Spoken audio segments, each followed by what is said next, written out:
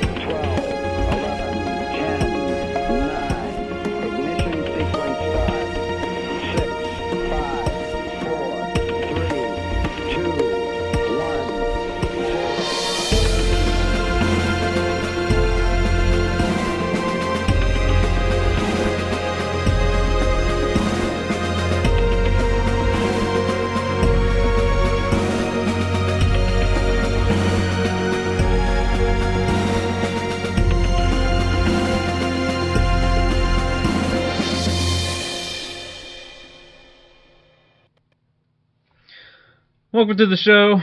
I didn't introduce myself earlier. I'm, of course, NCSU Duncan, and this is dboTV, a weekly news show that I put on here from the comfort of space, of course. I hope you're watching on twitch.tv live, participating in the chat. If you didn't know, we now have a dboTV page at our own site, Destiny.Bungie.Org/dboTV. You can watch the stream there and also participate in the chat. If you're watching on YouTube, though, I'm still glad you're watching. Let's get started, shall we? First up, Destiny Drawing Board.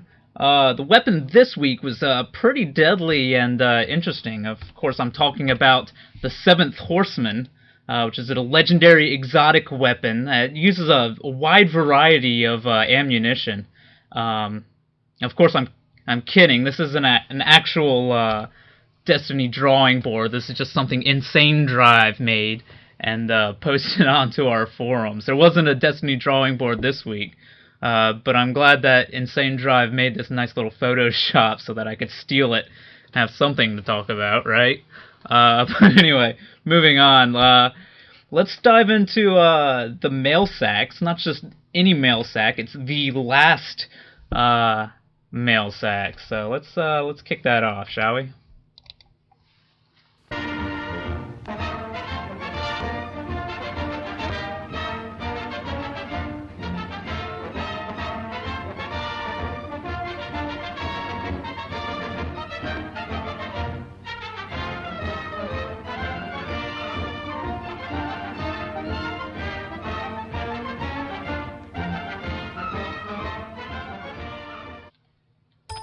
Alright, I'm actually kind of sad that the mail sack is going away because I'll have to come up with some new intro video for the Bungie Weekly Update, but more on that later. Diving into this one, there wasn't a lot of new information to glean. It seemed kind of a build-up for what was coming today, but there were a couple sentences that I thought interesting in Deej's intro paragraph. He said, talking about ammunition, one question was it was about the podcast, and Deej's response talking about the way guns and ammunition work in this game. He said that I offered up the fact that getting killed was my favorite means of replenishing my primary ammo. And skipping ahead a little bit, he says, we'll let you bring any weapon in your arsenal to the battle that will rage in competitive multiplayer. But to be able to shoot it, you need to load it, and that will require you to control some key locations. So of course what he's talking about here is the fact that, unlike Halo, where the battleground is littered with weapons, you're going to be bringing your weapons yourself, and instead of fighting over a rocket launcher, you're going to be fighting over, heavy weapon ammo. And of course, he also mentions that another way to replenish your ammo is, of course, to respawn. But I imagine that's only going to replenish like your primary ammo, like whatever rifle you're carrying. But anyway, so I thought that was interesting. Another quick little quote from the mail sack. Josh291 asks, when does the studio know when the game is complete and goes gold?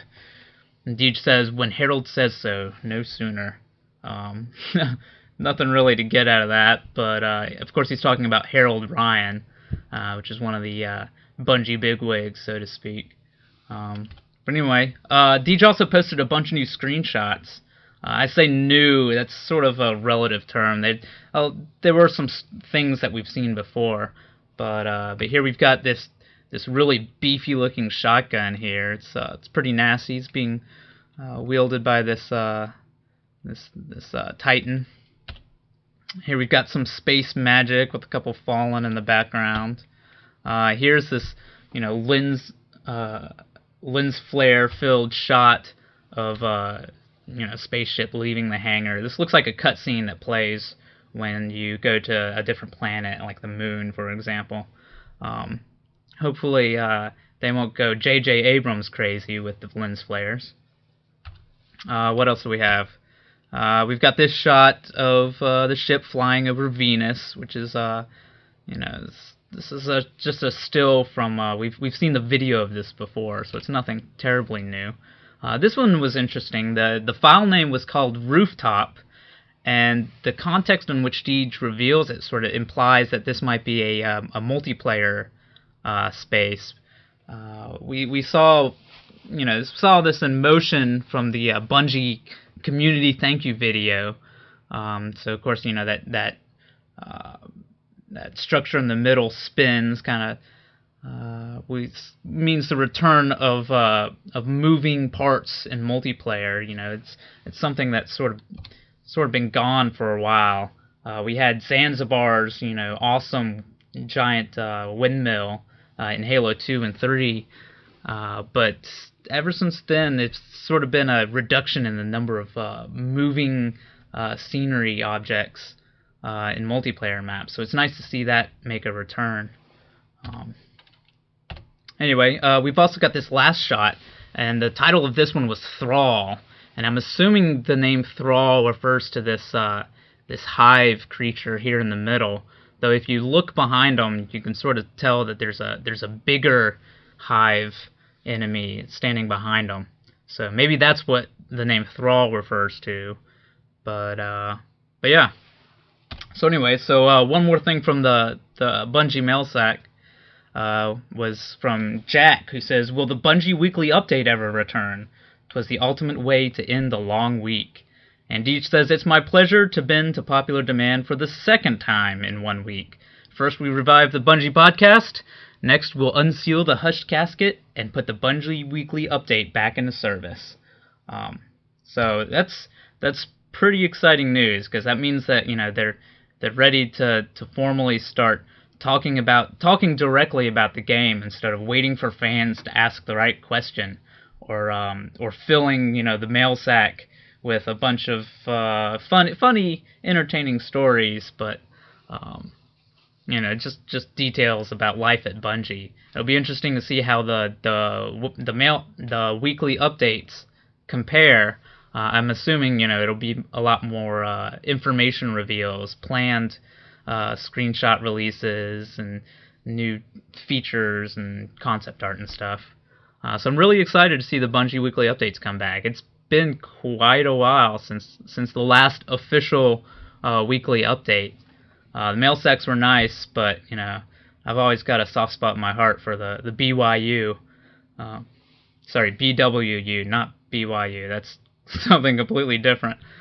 But anyway, so I guess the biggest news to come out yesterday, on Monday, was the reveal of the cover art for Destiny. Deej made a post on the PlayStation blog revealing the final cover art for Destiny, at least the PlayStation 4 and PlayStation 3 versions. I think Activision quietly released the Xbox 360 and Xbox One versions as well. But my first impression is actually kind of negative. I mean, it's certainly an interesting piece of art. The individual drawings are really well done. I especially like the warlock on the left. But I do have to say I'm kind of disappointed in this box art. I mean, of course, I'm already sold on the game, so I would have been happy with the placeholder box art, just with the Traveler above Earth, the title Destiny. But that's because I already know what Destiny is. I know it's a first-person shooter from Bungie. If I'm browsing GameStop or Walmart, I'm gonna recognize this box. But your average window shopper might not. When the kid tells his mom to go buy the latest first-person shooter, she might not know that Destiny is a first-person shooter. Grandma buying a birthday present for little Joey, who's a Halo fan, she might not know what box to grab. And this isn't the first time this sort of argument's come up in the gaming industry, especially recently. I remember people talking about BioShock Infinite and how the cover art for that is really kind of, I don't know, stereotypical, cliche. It's a guy with a gun. Which is what all, it doesn't completely encompass what BioShock Infinite is about. But Ken Levine made a really good point about, you have to show people what kind of game is inside the box. Because the people that already know what kind of game it is are already going to buy it. You don't have to market to them. So I completely understand the argument of, having a hero with a box on the cover. You have to... hero with a gun on the box. You have to tell people it's a first-person shooter. And I was really happy with what Irrational did with BioShock Infinite. You could turn the cover inside out and have your more artsy, sort of thematic box art for it, which I immediately did before I even popped the game in. I turned that cover inside out. But my sort of argument is that, Bungie, I was disappointed because I know there's that desire to have the hero with the gun on it, but I thought there was a better way to do it. Than this. I think, like I said, I don't want to minimalize the work that probably went into this. I mean, there are really talented artists that probably put a lot of hours into making this cover art. But I was hoping for something a little different, a little better, especially something that didn't remind me so much of Halo 5, or I'm sorry, Halo for Xbox One. It looks too much like the Chief with his poncho, this person with their back turned to us and their cape. In fact, somebody on NeoGAF, user Big Evil Turtle, made this image, which if you can just barely see, that's Master Chief's head at the top. It's just kind of an unfortunate, similarity between the Destiny box art design and Master Chief's, especially considering the fact that it's really easy to mistake the central character for facing you instead of facing into the image. Another NeoGAF user, Skid, took that initial concept and sort of spaced it out a little bit more and changed the composition. Of course, this is a really rough Photoshop job here, but I think, box art like this looks much better to me. I mean, you still get the heroes with guns at the bottom there, but the focus is more on the Traveler here. And I'm also a fan of the fact that the Destiny title here stands on its own. Whereas if you go back to the final box art, I think it's really cluttered there, and it's actually kind of hard to read. It's a poor job of blending and contrast there. But anyway, so I sort of preferred this version from NeoGAF user Skid, but I also like this idea from Firestream, who posted this to his website.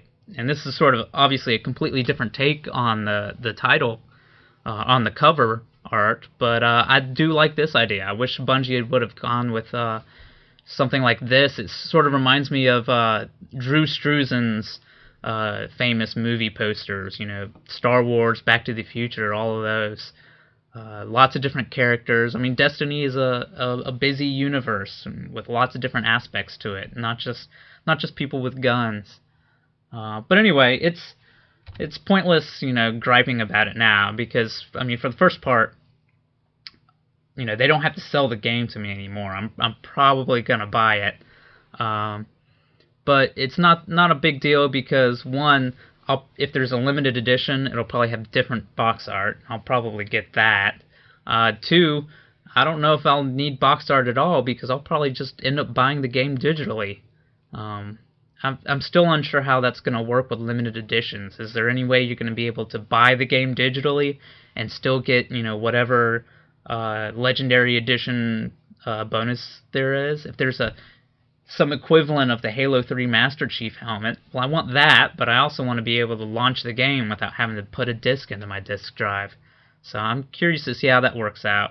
Maybe I'll just end up having to get both. I don't know. It's a balance between me being lazy and me being a diehard Bungie fan. But anyway, enough of that.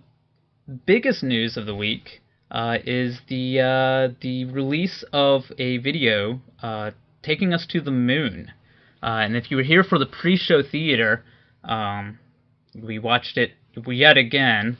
Unfortunately, I didn't have time to do a full breakdown of the video. Like I said, it's like I've got a narrow window of time between when I get home from work and when I have to have dboTV ready to go. So I don't have a complete breakdown for you.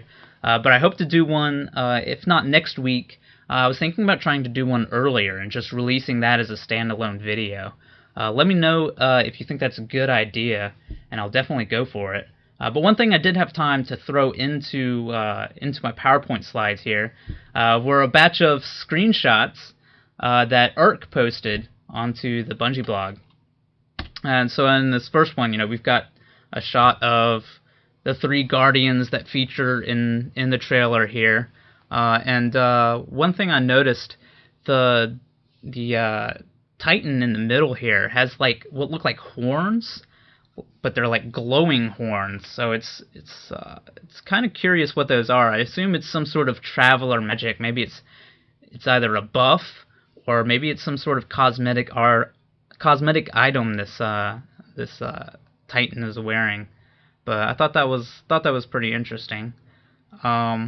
It's hard to tell. I'm sure the resolution makes this impossible, but if you have your own copy of the screenshot, take a close look at the hunter's helmet on the left there, and if you look really closely, you can actually see the Dead Orbit logo right there on the right side of it.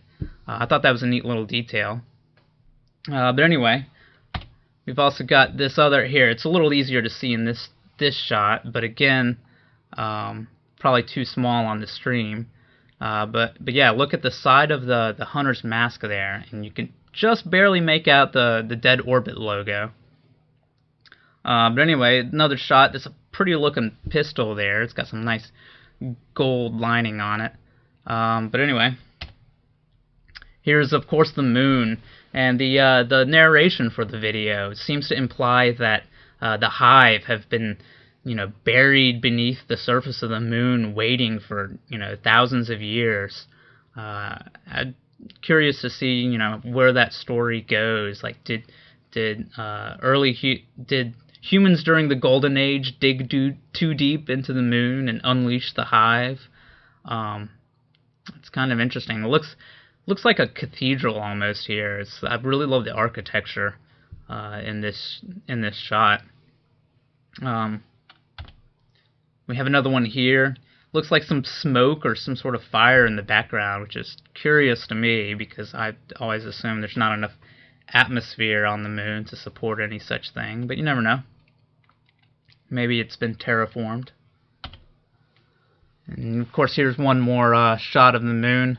This shot actually makes me think of 2001: A Space Odyssey, where they've got this excavation site on the moon, and Tycho-magnetic anomaly 1 sitting there all alone in the amidst the rocks. So, and of course we also have a bunch of shots of the Hive, new enemy. We haven't had much in the way of details certainly compared to the Fallen, but this definitely seems to be the first step in learning more about the Hive. I'm unsure about the depth of field effects in this shot. I'm assuming that's just something they did for the video, and that it's not an actual effect we'll see in the game. But you never know. And here's of course a different member of the Hive. I mean, he's got some sort of weapon in his right hand to our left, and he even seems to be like wearing armor of some sort, or it's presumably that's whatever armor this person was wearing when they were consumed by the Hive. I'm curious to see what the story implications are with the Hive. Are they kind of like the Flood, where they're space zombies, taking over the dead bodies of other species? I don't know. Time will tell. Here we have a shot of what looks to be a boss character shooting some sort of energy beam out of his face. It looks kind of deadly.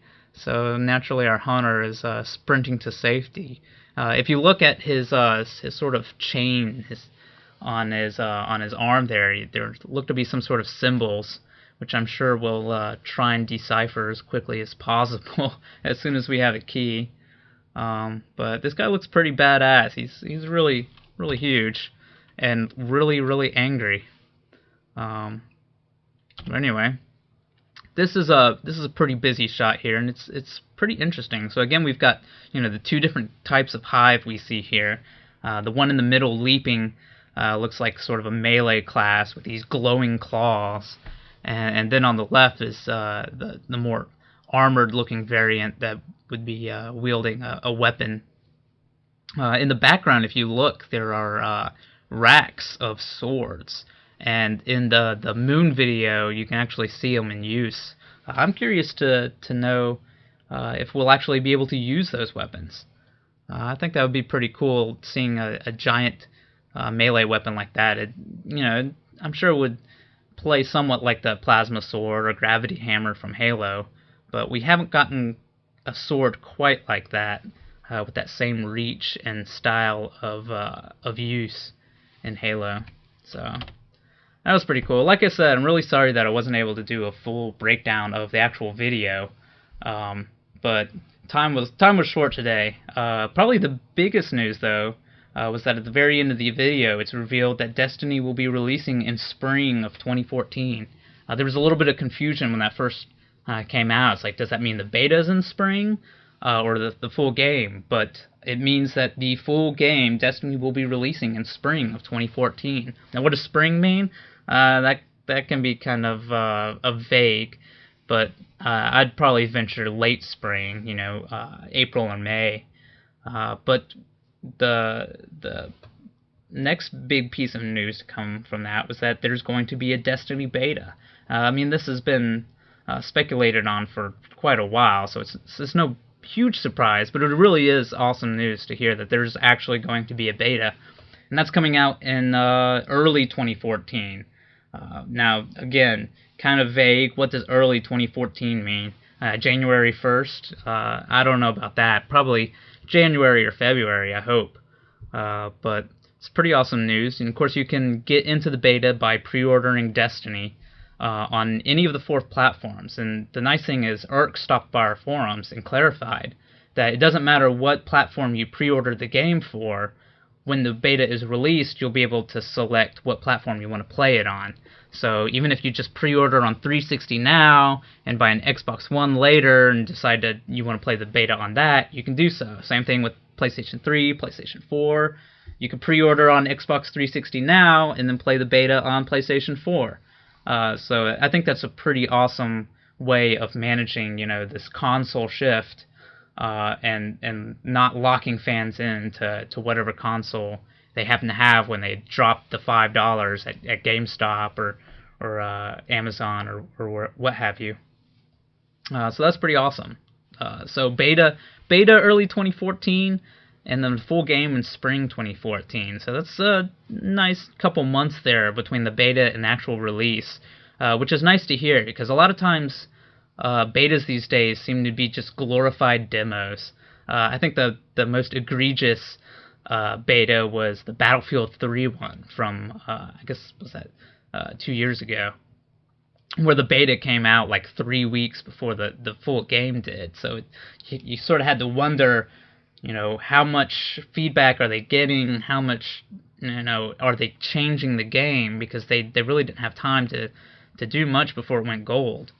So it's good to hear that there's a couple months in there where Bungie will actually take this data, take what they've learned, and use that to make the game better. At least I'm assuming so. Maybe you never know.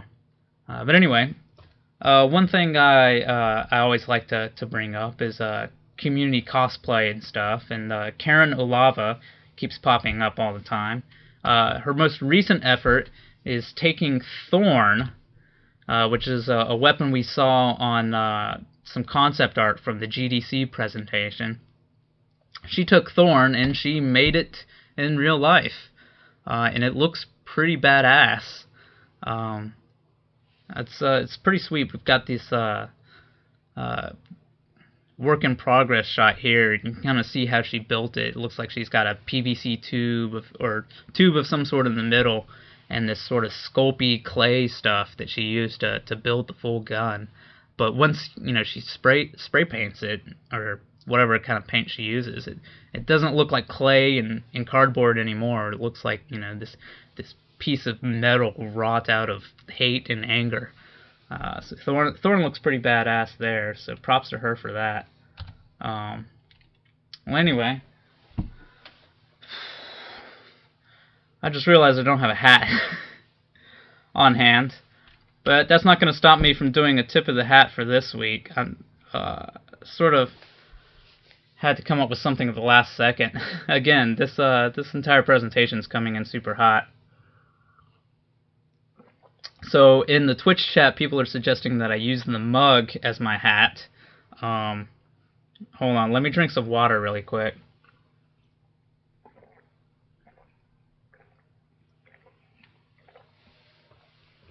Alright. The mug it is. But anyway, props to my friend Ryan for coming up with this tip of the hat graphic. I thought it was a pretty genius use of the Fallen Captain concept art. But anyway, tip of the hat this week goes to Hegemony. Hegemony, if you're not familiar, is one of our longtime Bungie.Org community members, and he spends a lot of time making these really awesome photoshops and posting them on Twitter. A lot of times of Grim Brother 1 or some other community member photoshopping their face onto some embarrassing picture. But anyway, so I wanted to give hold on, here's my hat, alright, and then I'm going to tip my hat to Hegemony for making this awesome fan art of a fallen captain, it looks like. Sorry, no, that's a Vandal. Anyway, so this is something Hegemony made and posted to Twitter, and I just thought it was pretty awesome and wanted to give him props for making a sweet bit of fan art, and also thank Hegemony for doing those photoshops all the time. So anyway, hat tip to you, Hegemony. So anyway, I also wanted to give a shout out to my friends over at Guardians of Destiny. I forgot to mention this last week, or did I? But these guys had me on their podcast, and I really appreciate it. It was pretty awesome. You should definitely go give them a listen if you haven't already. But like I said, this is a really quick episode. I wish I had had more time to throw things together and give you a full breakdown of the new Moon video, but like I said, I'm going to try and do that and release that later this week.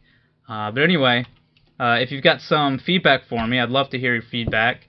You throw that up at Destiny.Bungie.Org/forum.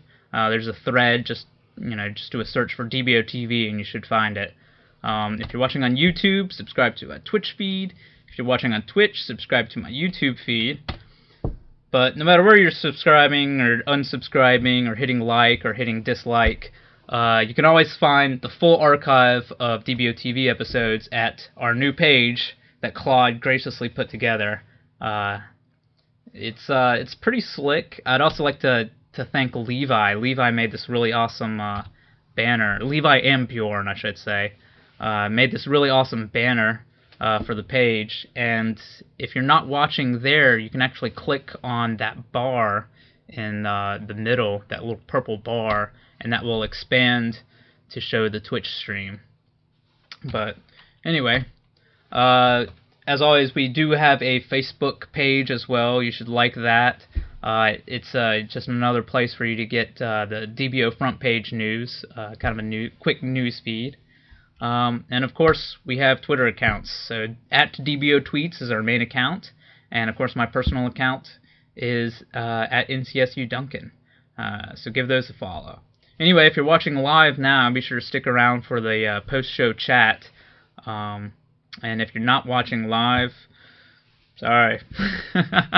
That'll do it for this week. Thanks again, as always, to everybody for watching, whether you're watching live or not. And I'll see you guys next week, 10 p.m. Eastern, here on Twitch. So let's go to credits, shall we? Yeah. Man, that was a lot of water. It's a good thing this was water, though. If it was liquor, that would have been really bad.